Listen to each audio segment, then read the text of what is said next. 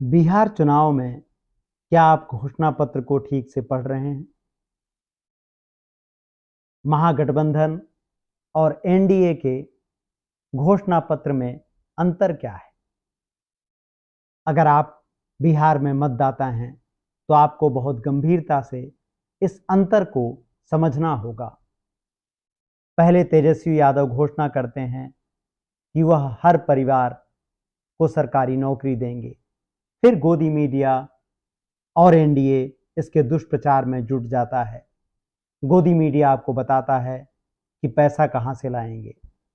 फिर एनडीए का घोषणा पत्र आता है, 1 करोड़ नौकरियों की बात होती है, लेकिन गोदी मीडिया कोई सवाल नहीं करता कि कहां से 1 करोड़ नौकरी लाएंगे।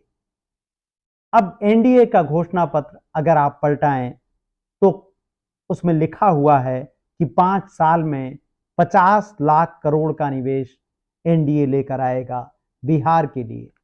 5 साल में 50 लाख करोड़ का निवेश, जबकि 20 साल से बिहार में नीतीश और एनडीए की ही सरकार है।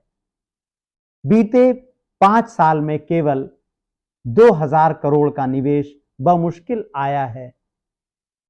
तो ऐसे में कैसे 50 लाख करोड़ का निवेश अगले 5 साल में आएगा? लेकिन इस पर कोई सवाल नहीं है।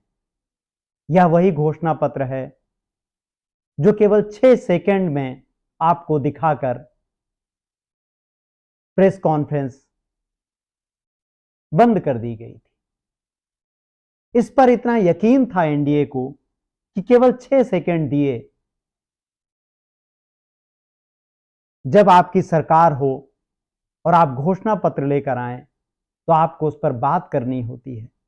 लेकिन बिहार चुनाव में कुछ ऐसा घट रहा है जिसके बारे में कुछ भी कह पाना बेहद मुश्किल है।